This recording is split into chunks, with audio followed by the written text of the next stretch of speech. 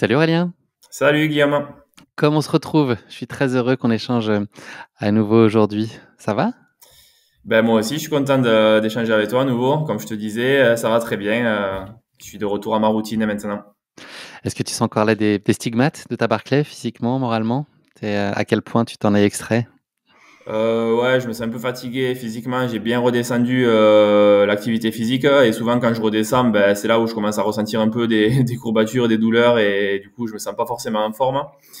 Et mentalement, ouais, j'ai besoin de faire un peu le vide là et de prendre du recul avant de me reprojeter sur autre chose parce que moi, après ces longs projets, je suis un peu vidé Un petit sas de d'énergie décompression, mentalement. ouais. Ouais.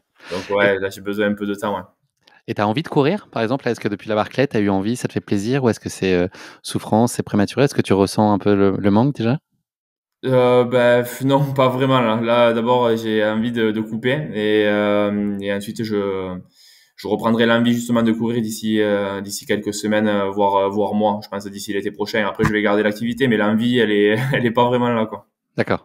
Plus de l'entretien qu'autre chose. Voilà, c'est ça. Aurélien, donc on en avait convenu. Merci d'être au rendez-vous pour débriefer de ta Barclay après notre échange pré-course qui était dans l'épisode de Course épique publié le 20 mars dernier. Les auditeurs veulent tout savoir de ta Barclay 2025 et moi aussi évidemment une Barclay à laquelle tu as dû hélas dû mettre un terme prématurément, mais on aura l'occasion d'y revenir plus en détail. Pour se reprojeter un tout petit peu avant parce qu'on avait échangé à quelques jours du départ. Toi, tu connaissais déjà à ce moment-là la date de la Barclay, hein, c'est des choses que vous connaissez en amont. Ouais, c'est ça, ouais. On est tenu de pas la communiquer, mais on la sait à l'avance pour pouvoir s'organiser pour la logistique, ouais. T'es arrivé combien de temps sur place là, avec ton équipe, avec Lucille et Guillaume? Oh, on n'avait pas beaucoup, on avait 4 jours cette fois-ci. Juste le temps de faire une sortie et le temps ensuite de se reposer un peu avant la course, de ne pas avoir le décalage horaire. Donc on est arrivé ouais, 4 jours avant. Qu'est-ce que tu ressens là quand tu reviens à Frozenhead, intuitivement, qu'est-ce que ça t'évoque quand tu reviens à chaque fois le premier moment où tu es heureux en contact avec ce terrain de jeu? Qu'est-ce que tu ressens?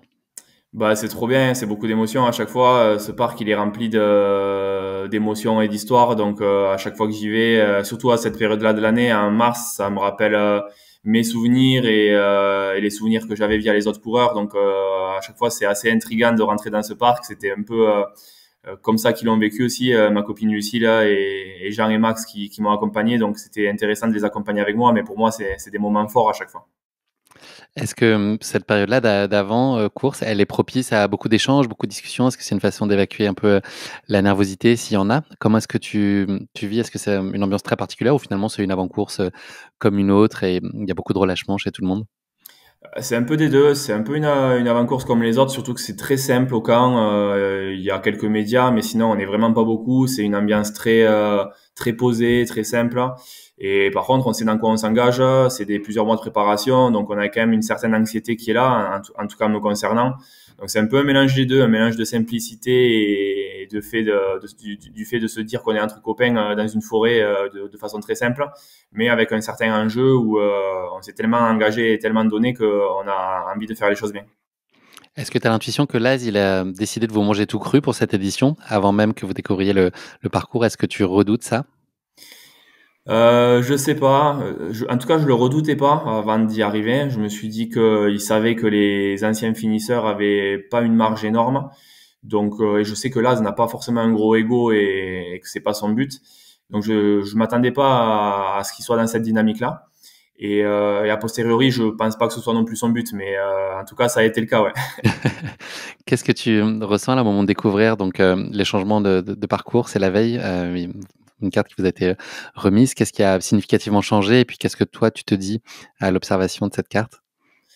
Ben, c'est vrai qu'en y allant, je me suis dit qu'il allait rajouter 5 à 10 minutes par boucle, ce qui aurait fait déjà pratiquement 1 heure de plus par rapport aux barrières horaires totales, ce qui est beaucoup par rapport à tous les anciens finisseurs. Et en voyant la carte, on voit qu'il a rajouté non pas une grosse cote, mais 2 grosses cotes, ce qui correspond, selon nos estimations, à plus d'1 heure pour la première boucle, ce qui voudrait dire plus de 7-8 heures sur les barrières horaires totales, ce qui C'est facile à devient estimer ça, Aurélien? Tout de suite à l'œil? oui, plus ou moins, parce que les côtes à la Barclay font toutes entre 350 et 500 mètres de dénivelé positif. Donc, le fait d'avoir 2 côtes rajoutées, on sait qu'on en a à peu près entre 500 et 600 mètres de dénivelé positif. Il y avait une côte qui était un peu plus petite. Donc, on sait nos allures ascensionnelles. On sait que sur du hors sentier, on en a à peu près pour 1 heure pour faire 500-600 mètres de dénivelé positif et qu'il faut redescendre aussi ensuite. Donc on l'estime de façon pas précise, mais on sait à peu près dans Vous quoi on avez se un dit. ordre d'idée, ouais. Oui, voilà. Donc ça te fait craindre justement la barrière horaire devient un sujet plus que jamais quand à l'observation de l'évolution de ce parcours? Ah ben c'est clair, ça remet tout en question. Clairement, on savait que la première boucle, au lieu de mettre 8h45 pour ma part, j'allais peut-être mettre autour de 10h. Et 10 heures, déjà, ça donne pas beaucoup de marge pour les boucles suivantes parce qu'après on ralentit. Donc on savait qu'on allait être engagé à tenir un rythme beaucoup plus important si on voulait se donner les chances qu'on s'était donné initialement, c'est-à-dire 5 boucles. Est-ce que vous aviez eu l'occasion ou est-ce que ça s'y prête de déterminer un peu une stratégie ensemble entre coureurs? Est-ce qu'il peut y avoir une forme de collusion déjà, de se dire que vous allez partir ensemble pour certains ou voilà, d'avoir un partage de savoir ou en tout cas voilà, de chacun révéler un petit peu son jeu en amont pour éventuellement s'aligner parce qu'on sait que évidemment la concertation est indispensable pour pouvoir aller loin dans la Barclay? Ouais, il y a beaucoup de partage, beaucoup de collaboration. Quand on sort les cartes et qu'on a le roadbook, on essaie tous de se donner des indices et des conseils sur ce qu'on a compris ou ce qu'on n'a pas compris et sur nos connaissances, sur nos checkpoints, sur notre expérience. Donc on partage tout ça parce que chacun peut apporter à l'autre et ça c'est super important. C'est ce qui me plaît à la Barclay, c'est qu'on fait pas la compétition contre les autres, on fait la compétition contre la course. Et là, c'était d'autant plus le cas. Il y avait tellement un challenge devant nous qu'on a d'autant plus collaboré et ça c'était cool. La météo, ça annonce quoi? Ça annonce des conditions qui te vont plutôt bien? Ou tu redoutes déjà que la chaleur puisse être compliquée à gérer? Non, la météo s'annonce plutôt bien, un peu chaud pour ce que ça pourrait être, hein, mais il pleut pas, il y a pas de brouillard, il fait pas si froid, donc la météo s'annonce positive. Un poil chaud, mais ça s'annonce dans les 20 degrés, donc sur le papier, je me dis on est dans des bonnes conditions. Il y a la sonnerie de la conque, c'est le moment où les hostilités commencent. Ça veut dire que le départ va être donné dans l'heure qui suit. Il est plus tardif que d'habitude, c'est le plus tardif de l'histoire, si j'ai bien compris. C'était Ouais, 11h37 du matin. Est-ce que ça, c'est quelque chose qui te va plutôt bien? Est-ce que ça t'est plus favorable qu'un départ au milieu de la nuit? ouais, non, j'étais content, j'étais pas inquiet. Je me suis dit qu'on avait une nuit entière à se reposer et à dormir, donc pour moi c'était parfait. J'aurais aimé partir si jamais on devait choisir quelques heures plus tôt, autour de 8h ou 9h. Mais vu qu'on ne sait pas du tout quand c'est qu'on peut partir, entre minuit et midi, ben, au final, toute proportion prise, ben, midi, moi, ça m'allait très bien plutôt que minuit. Donc, non, j'étais content. C'est possible de dormir là, cette nuit-là, ou les précédentes éventuellement? Ça dépend. Moi, toutes mes Barclays, c'était différent. Là, en l'occurrence, j'ai réussi un peu à dormir, mais à entrecouper avec beaucoup de réveil. Mais j'ai bien réussi à dormir. Je me suis levé officiellement à 8h30 en attendant que le départ soit sonné. Donc, j'étais bien reposé. Ce qui te réveille, c'est quoi? C'est le stress, c'est ça? C'est le cerveau qui mouline? Ouais, voilà, c'est ça. La nuit, c'est se demander quand c'est que ça va sonner, c'est le stress, le fait de qu'on se lance dans un projet qu'on a préparé pendant longtemps. Donc, avoir un sommeil profond, c'est assez compliqué pour ma part. Mais j'arrivais à me rendormir à chaque fois. Donc, quand je me suis réveillé, j'étais assez reposé quand même. Est-ce qu'à partir du moment où il y a la sonnerie, enfin, dans la conque, est-ce que l'heure elle passe très vite, il y a 1000 choses à faire, ou est-ce que dans les 10 minutes tu pourrais partir? Ou est-ce qu'il y a vraiment toute une petite musique à mettre en place qui prend du temps? Non, voilà, c'est ça. En 10 minutes, je pouvais être parti parce que j'avais fait en sorte justement de pas avoir à faire grand-chose dans cette heure-là, parce que si on a trop de choses à faire, c'est l'occasion de faire des erreurs aussi. Donc, mon sac, il était prêt, j'étais prêt. Il y avait juste la montre à aller récupérer, parce qu'ils nous donnent une montre 1 heure avant le départ, qu'on utilise pour la course. Mais sinon, Mhm. tout le reste, c'était bon, quoi. Donc, j'ai attendu tranquillement que le vrai départ soit donné. Donc ce départ, il a été donné mardi 18 mars, il était donc 11h37 heure locale. Est-ce que tu peux nous raconter le tout début de ce premier tour et à quel point toi tu es attentif peut-être déjà aux premiers signaux physiques? Est-ce que tu peux observer du terrain? C'est quoi les premiers sentiments que tu as? Bah déjà, quand on se lance, il y a une grosse excitation, on a envie de bien faire. Donc moi j'y vais, j'envoie, je vais le plus vite possible en étant raisonnable malgré tout. Et on se lance rapidement dans la nouvelle section. Donc là, on essaie de regarder partout, devant, derrière, de faire le minimum d'erreurs possible. Et on avait hâte de rencontrer le premier et le deuxième livre qui étaient nouveaux et une excitation du fait de ne pas savoir si on allait mettre longtemps à les trouver. Donc voilà, une grosse envie de faire bien, une grosse concentration et en plus le début, les 2 premières heures se sont très bien passées, donc une grosse satisfaction. Là, cette vitesse, cette rapidité que tu mets en place, est-ce que c'est dicté aussi du fait que les boucles sont un peu plus longues de ce que tu as pu voir ou est-ce que c'est de toute façon l'intention que tu avais initialement? C'est les deux. C'est l'intention que j'avais initialement parce que la Barclay l'an dernier, il y a 2 ans, elle était très compliquée aussi, donc on n'avait pas le choix que d'aller vite pour gagner du temps sur cette première boucle. Là, d'autant plus. Après, j'allais pas aller plus vite que mon ombre. J'étais prêt pour aller à une certaine allure, donc c'est ce que j'ai respecté. J'ai fait au mieux et donc non, c'était prévu dès le départ et d'autant plus, je vais dire qu'on pouvait pas accélérer, mais il fallait pas ralentir quoi. Mmh. Et donc là, il y a ce début qui se passe plutôt bien. Au bout de 5 heures, tu as un premier signal. C'est un coup de chaud, c'est ça, un premier coup de chaud? C'est la première alerte pour toi? C'est le premier voyant qui commence à clignoter? Ouais, c'est ça. Au bout de 4-5 heures, on est au milieu de l'après-midi et c'est vrai que je commence à ralentir. Je vois que Seb, Max et John ont une allure assez soutenue toujours. Et moi, j'ai du mal à tenir parce que je commence vraiment à sentir l'énergie qui baisse, à sentir un gros manque d'énergie à ce moment-là. Donc je lève le pied, je les laisse partir devant. Je me retrouve seul dans le deuxième groupe entre guillemets qui est composé que de moi-même. Mais ouais, au bout de 4-5 heures de course, je commence à accuser le coup. Il fait un peu trop chaud pour moi et l'énergie commence à baisser à ce moment-là. Est-ce que là, quand tu te laisses partir, tu dis que ça va nécessairement se corser, puisqu'on l'a dit tout à l'heure, c'est plus vous êtes nombreux, plus vous entraidez, vous aidez, vous donnez des chances d'aller loin. Est-ce que ça, tu te dis, ok, ça c'est pas non plus une bonne chose que de me retrouver seul déjà aussitôt dans cette boucle? Est-ce que ça te fait des petits nœuds au cerveau? Un petit nœud, un seul nœud parce qu'il y avait juste un seul bouquin qui était nouveau cette année à un certain sommet. J'aurais aimé être plusieurs à ce bouquin. Justement, j'ai mis 20 minutes à le trouver, ce qui est pas énorme, mais c'était un peu trop déjà. J'ai perdu du temps. Donc j'ai pensé à ça. Après sur le reste, je connaissais le parcours, donc je me suis dit que c'était pas grave, que j'allais aller à mon allure, et c'était ça le plus important. Donc c'était surtout ce certain livre qui me contrariait, mais une fois que je l'ai trouvé, je me suis dit bah c'est bon, maintenant tu connais le reste, donc tu te concentres, tu fais pas d'erreur, mais tu devrais être autonome.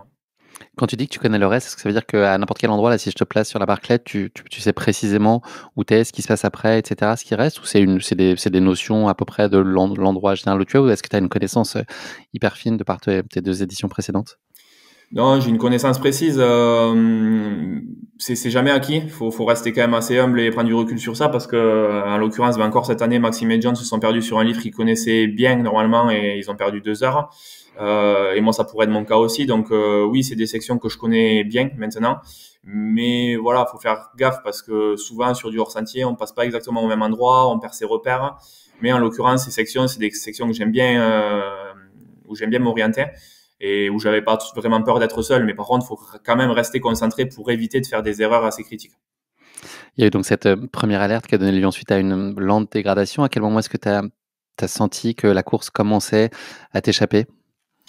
J'ai commencé vraiment à souffrir lors de cette course après la tour, aux 2 tiers de la boucle, où là, bon, déjà, j'ai vu que j'avais 1h30 de retard sur mes barrières, sur mes passages horaires de l'an dernier. Donc ça, au niveau moral et mental, c'était vraiment démoralisant.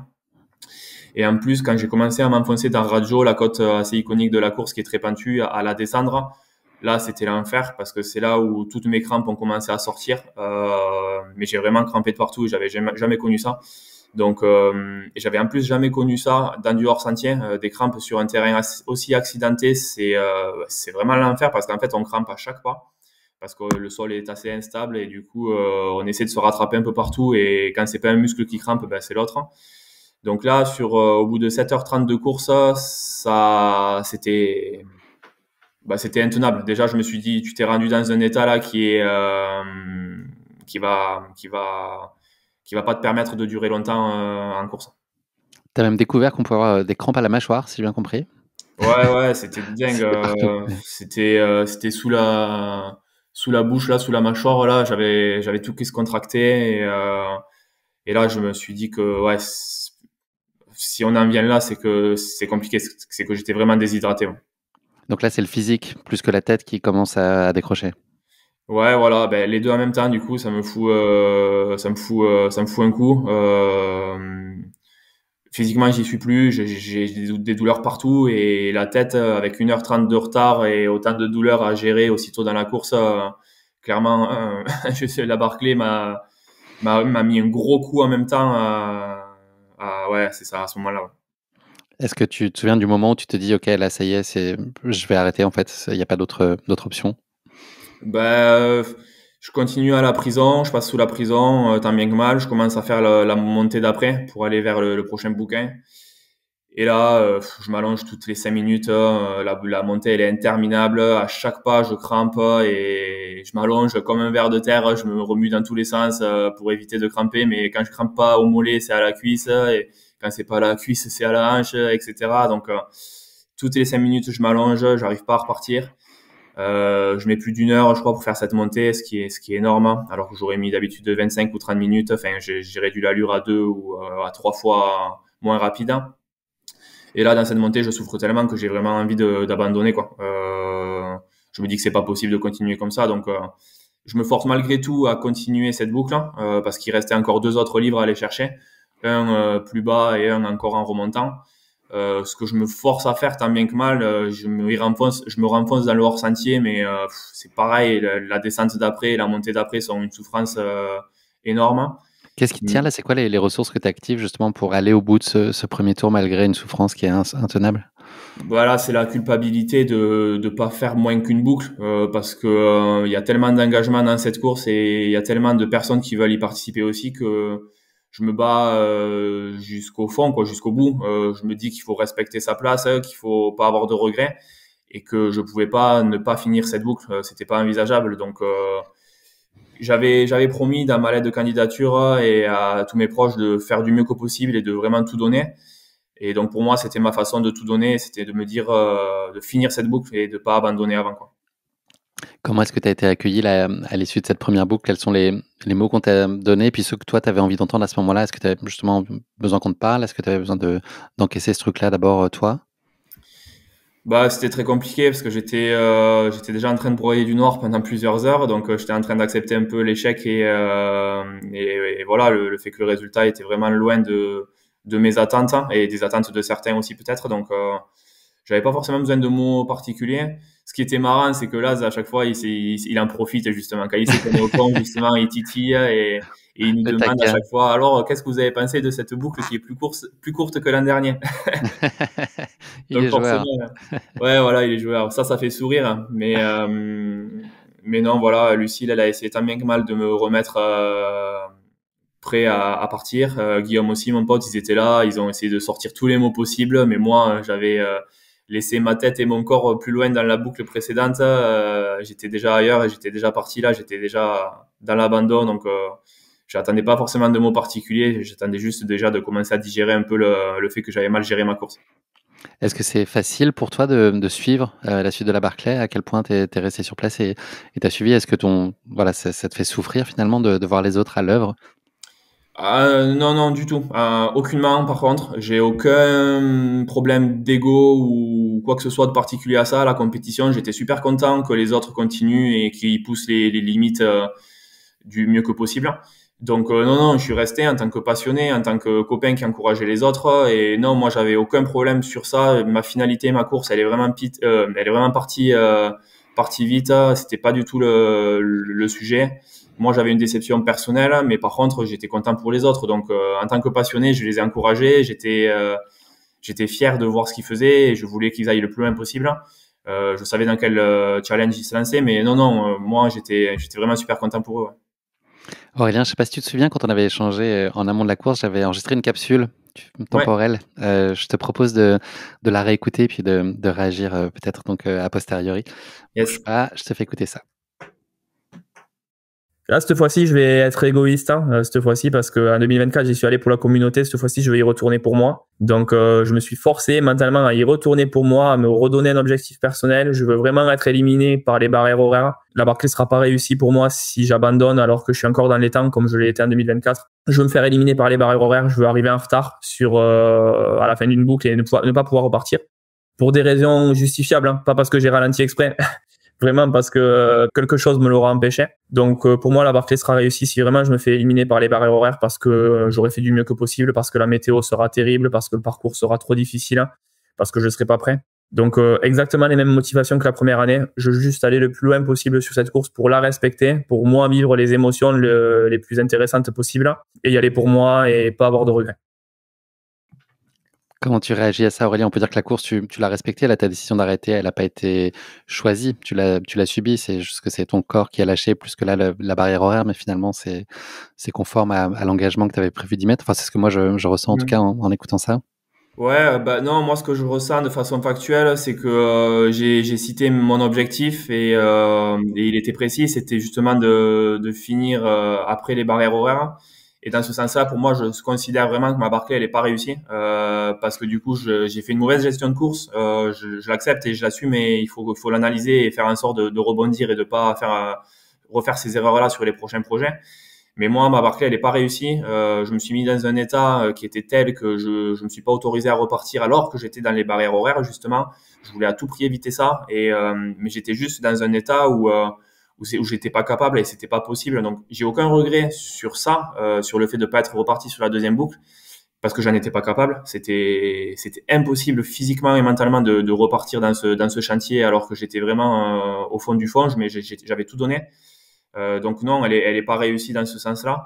Par contre, en effet, j'ai tout donné d'une certaine façon. J'ai manqué de sagesse, j'ai pas fait les bons choix. Mais en Quand tout tu dis cas, ça, tu parles de l'allure principalement? Quand tu dis de la ouais, gestion, c'est le fait d'être parti trop vite? ouais, c'est ça. Je pense qu'au bout de 4 heures, 5 heures, j'aurais vraiment dû lever le pied, ralentir et me gérer et prendre soin de moi. C'est-à-dire mieux m'hydrater, mieux manger. J'ai pas pris les bons électrolytes aussi, je pense. J'ai fait plein d'erreurs d'hydratation qu'il faut que je règle. C'est encore pas acquis, donc il faut que je fasse encore quelques recherches sur quelle quantité de sodium, de magnésium, etc. je dois prendre. J'ai clairement des soucis de crampes et de sensibilité à la chaleur qu'il faut que je règle. Et ça, j'ai pas bien géré, en fait. Je me suis juste concentré, tête baissée, à continuer à avoir une allure assez soutenue. Et ça, faut juste l'assumer. Donc non, j'ai pas fait les choses bien. Après, j'ai aucun regret par contre parce que la Barclay a gagné. La Barclay m'a frappé là où j'étais le plus faible, c'est-à-dire que je pensais avoir confiance au fait d'être potentiel finisseur, mais je l'étais pas. Donc en fait, ça m'a tellement bouleversé que du coup, c'est ça qui a fait que j'étais pas concentré sur ma course. Donc j'ai aucun regret, j'ai tout donné, j'ai explosé, c'est ce qui s'est passé. Mais voilà, j'espère que je rebondirai parce que clairement cette Barclay n'était pas réussie pour moi. Mais à nouveau, c'était beaucoup d'émotions, une sacrée aventure, donc c'est ce que j'en retiens. Oui, et puis tu l'as dit, c'est la Barclay qui a gagné. C'est pas vous qui avez perdu, c'est la Barclay Voilà. qui l'a emporté. C'est une grosse nuance. Ça, Tu changerais rien sur toute ta prépa, sur toute la phase amont. Tu as l'impression d'avoir fait en tout cas tout ce qu'il fallait jusqu'au jour J. Là, il y a les choses que tu corrigerais sur ta gestion de cours, sur l'hydratation, mais globalement, tu changerais rien sur toute la phase amont. Tu es satisfait de ce que tu avais mis en place pour arriver dans les meilleures dispositions? bah, c'est pareil du coup parce que moi j'étais satisfait de ce que j'avais fait, mais j'étais satisfait de ce que j'avais fait pour la Barclay qu'elle était en 2023 et 2024. Là, les cartes sont mélangées.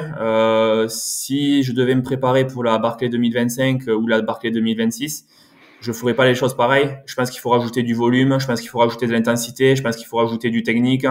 Il faut se remettre en question. Et c'est ça qui me plaît dans cette Barclay, c'est qu'en fait, là, elle est redevenue le mythe que nous, passionnés de la Barclay, aimons. C'est-à-dire, c'est quelque chose qui est impossible, à moins que si on étudie vraiment comment on doit se préparer, qu'est-ce qu'on doit manger, à quel point on peut ne pas dormir, à quel point elle est impossible. Et c'est ça qui m'interroge et c'est ça qui me plaît parce que du coup, la prépa que j'ai faite, clairement, elle n'est pas adaptée à cette nouvelle Barclay. Il faut tout remettre en question. Donc oui, j'étais satisfait pour ce que je connaissais de la Barclay dans le passé. Par contre, non, c'est fini. Il faut remettre ça en question si jamais on doit se repositionner sur une prochaine Barclay. Oui, ce que tu dis, derrière ça, c'est que tu avais trouvé une recette il y a 2 ans et qu'en fait, il y a pas cette recette-là n'est pas valable, enfin, elle n'est pas universelle et en toutes circonstances. C'est que c'est dans un contexte particulier, sur un parcours particulier, des conditions météo particulières qui font qu'elle fonctionne, mais elle n'est pas réplicable. Enfin, il y a pas de recette absolue, quoi. Exactement. C'est là où j'ai eu du mal aussi un peu à digérer, c'est que j'avais l'impression un peu de faire partie du passé sur cette Barclay déjà. Elle évolue tellement rapidement que moi j'ai trouvé la recette pour la finir. Mais cette recette, elle est déjà périmée, quoi. C'est la Barclay que j'ai finie, c'était celle de 2023, mais ça, c'est fini. Je refinirai plus jamais la Barclay avec la forme physique que j'avais il y a 2 ans, avec le mental que j'avais il y a 2 ans. Ça demande de se réinventer, ça demande de devenir meilleur, de progresser. Et voilà, donc ma Barclay 2023, elle fait vraiment partie du passé maintenant. Et si je me reprojette et si d'autres se reprojettent, Faut que tu l'oublies, en fait. voilà, c'est ça. Il faut vraiment que je passe à autre chose sur ça. Il faut se projeter sur de nouvelles choses. C'est-à-dire qu'il faut se remettre en question et c'est ça qui est trop bien, quoi. J'ai bien en tête que c'est parce que tu cherches avec tes partenaires qui sont aussi essayés sur la Barclay, mais est-ce que le fait que d'autres qui sont redoutablement capés, qui ont déjà fait leurs preuves sur la Barclay, soient aussi mis en difficulté à ce point-là, qu'il n'y ait qu'une seule fun run sur cette édition, est-ce que d'une certaine façon, ça peut te réconforter sur la complexité de cette course et te dire que c'était une édition particulièrement redoutable? Ouais, alors après, en vrai, enfin, je suis pas vraiment dans la comparaison et tout autant ils auraient fini, John et Seb ou Max, j'aurais été vraiment content pour eux et j'aurais pas rougi plus. En fait, c'est qu'ils sont très forts intrinsèquement et ils l'auraient mérité. Moi, je savais que par défaut, dans tous les cas, j'ai la connaissance de la Barclay et je savais que c'était plus dur que ça l'était l'an dernier et je savais que j'étais pas prêt pour ça. Au-delà des autres. Et après, je savais que pour les autres, ça allait être compliqué dans tous les cas, mais malgré tout, je les ai encouragés hein, à durer le plus longtemps possible, mais je savais que j'étais pas très confiant et j'étais pas très positif sur la finalité de leur course aussi, mais malgré tout, ils nous ont fait rêver. Bien sûr. Moi, ils m'ont fait Tous, rêver. Quand tous. j'ai vu la course des autres, c'était très inspirant, donc c'était cool. Est-ce que c'est possible de se dire qu'elle n'était pas possible à finir quiconque, quel que soit le coureur? Est-ce que c'est possible de se dire que cette Barclay-là, de toute façon, c'était impossible d'aller au bout? Moi, je pense qu'elle était impossible à finir cette année. Je pense qu'elle était impossible à finir, dans le sens où on s'était pas préparé pour ça. Maintenant qu'on le sait, maintenant qu'on sait qu'elle est impossible, je pense que tous, on va essayer de se rapprocher, parce que l'être humain, on est comme ça. On va essayer de progresser, de se remettre en question et de se donner les moyens de faire mieux. Donc, c'est-à-dire que cette année, le mieux, ça a été John Kelly de faire une fun run en 40 heures. Ben, s'il faut, l'an prochain, il y aura une fun run en moins de 36 heures et quelqu'un repartira sur une 4e boucle, et etc. Et ça va progresser. Et peut-être qu'un jour, au bout de 5, 6 ans, 7 ans, 8 ans, j'en sais rien, personne n'aura fini la Barclay et on va se rendre compte qu'en fait, elle est juste au-delà du possible. Et peut-être qu'à ce moment-là, ils vont recalibrer un petit peu pour la rendre à nouveau possible. Parce que c'est ça qu'ils veulent. Ils veulent vraiment qu'elle soit vraiment au bon niveau. Mais là, c'est trop tôt pour moi. On peut pas dire si elle est impossible parce qu'on ne s'est pas encore donné les vrais moyens de le savoir. Donc on C'est le la verra. première édition d'une nouvelle Barclay, en fait. Voilà, c'est ça. Pour moi, c'est ça. C'est le début d'une nouvelle ère, entre guillemets. Et donc, j'ai pas envie de dire qu'elle est impossible. J'ai envie de juste dire qu'elle était impossible cette année. Par contre, maintenant, les prochains participants ont un petit problème à résoudre et ça serait intéressant de voir dans quelle mesure ça va se résoudre. On approche de la fin de ce débrief. Aurélien, j'ai encore 2-3 questions pour toi. Est-ce que tu peux juste me dire peut-être les cycles psychologiques par lesquels tu es passé, en fait? Tu vois, à partir de quel moment, en fait, j'imagine que c'est un gros coup au moral, à partir de quel moment tu as commencé à avoir un semblant d'acceptation sur la course, réussir à rationaliser, à éventuellement y tirer du positif? Enfin, par quelles étapes toi tu es passé sur les heures et sur les jours qui ont suivi, même jusqu'à encore aujourd'hui, tu vois? J'imagine que c'est encore pas très frais dans ton esprit. Donc ça a été un peu quoi les différentes étapes et ton cheminement psychologique pour la suite de consécutivement à cette Barclay?